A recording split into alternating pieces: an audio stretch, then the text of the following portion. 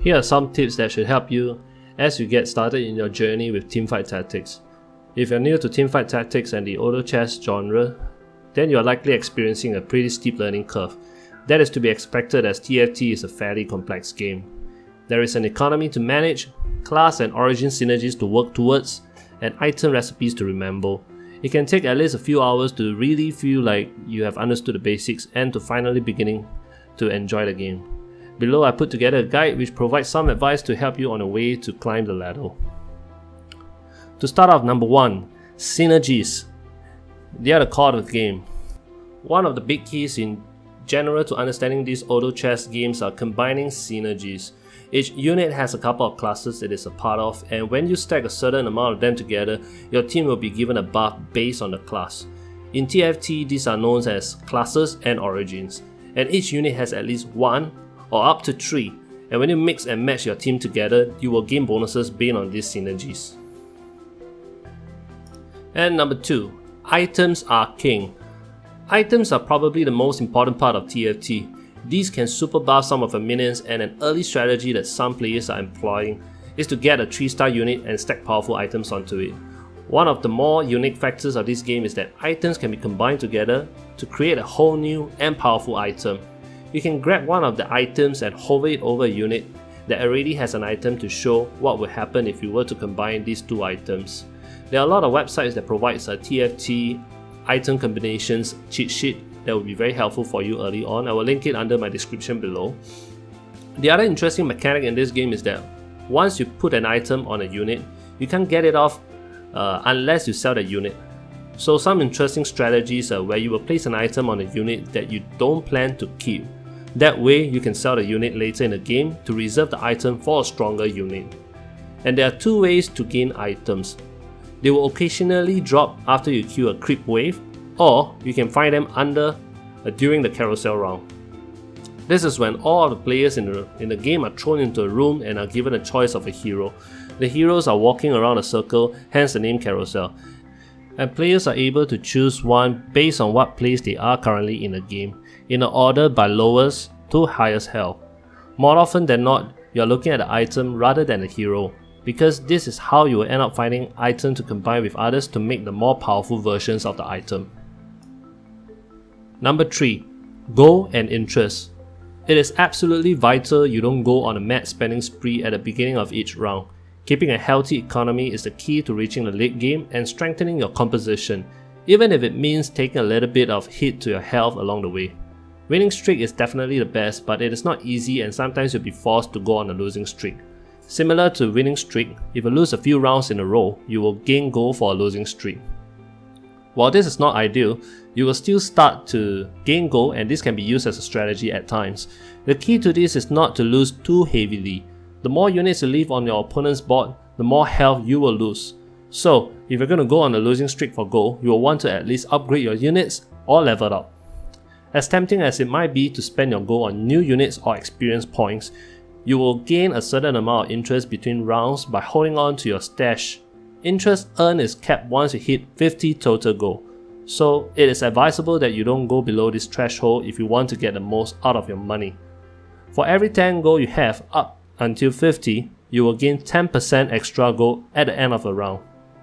This is pretty important, and this will influence a lot of your purchasing decisions when playing the game. Try to stay above the highest multiple of 10 and spend down to near 50 if you have above 50, because you won't get additional interest for anything above it. Even if you have taken a bit of hit to the health bar, maintaining a healthy economy can be enough to bring you back into the game. This will enable you to reroll the shops more often, level up faster than your opponents, and purchase expensive units without too much hassle. Number 4, upgrade your units. Upgrading your units is another very important aspect of the game. All units start at 1 star, and they can be upgraded to a maximum level of 3 stars. To upgrade the unit, you will need to own 3 units of the same star level, so 3 1-star units of the same kind will make a 2-star unit, and 3 2-star units will make a 3-star unit. Upgrading your units will basically double and triple the amount of damage it can do, along with adding to their mana and HP. Number 5, positioning. Basic strategy when it comes to positioning you will utilize this unit build by placing your tank units in front and your weaker damage units behind those. Position your champions can make a huge difference. You could have a hyper carry tier 3 Vayne, but if you place him out in the open, he'll be picked off in an instant and never have a chance to do any damage. So first, identify which of your champions are the carries, the ones who will be dishing out the damage or using particularly potent set of spells. And secondly, protect them. So place some tank units at the front so they will draw the aggro away from your more vulnerable champions. It's kind of like the game MMO WoW. You will want to have your tanks at the front that will absorb the damage, and then your backline units will be more of your DPS units. So look out for tanky heroes like Vanguards and Brawlers, and then fill in your team with some damaging type units at the back like Snipers and Sorcerers. And also don't forget to reposition your back row champions too, especially when you're fighting against assassins. You might want to place a tank character at your back as well. Assassins will lead towards the furthest most hero, so you won't always want to leave your weak units at the back.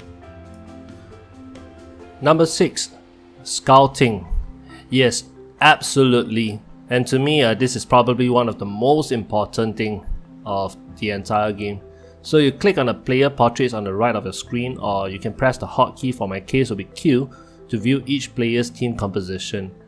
This isn't something players do enough in my opinion, as it allows you to adapt to your aggressor and prevents any element of surprise. In the late game, keeping an eye on your competition can make a huge difference. And notice that your next opponent is running an assassin comp. Consider repositioning your team or rerolling for champions with crowd control abilities. Number 7. An early advantage.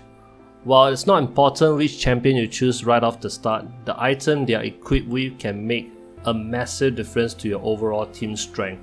Sometimes an item will come pre-equipped on a champion, which it just doesn't match up with. If this is the case, don't be afraid to sell them, as the item will jump straight into your inventory and act as a perfect recipe ingredient. It is true that champions can make a huge difference, but in all seriousness, smart item usage tends to be a more powerful tool in terms of upgrading your team's overall strength. It is impossible to predict what hand you will be dealt with, similar to the game of poker when jumping into a match of TFT. But as soon as you've got a sense of the items in the inventory and the kind of champions you're holding, start thinking about who will act as the core of your lineup. They don't necessarily need to act as the sole carry in your team for the entire game, but granted a completed item or two on a champion, trust me, it can lead you onto a lovely winning streak.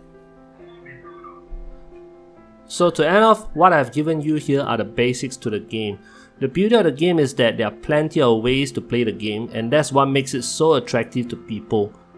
Executing the same strategies and relying on a cheat sheet only gets you so far, but ultimately, mastering the fundamentals and have an excellent understanding on how to build on them with a style that works in the game is a sure path to victory. Good luck out there and cheers!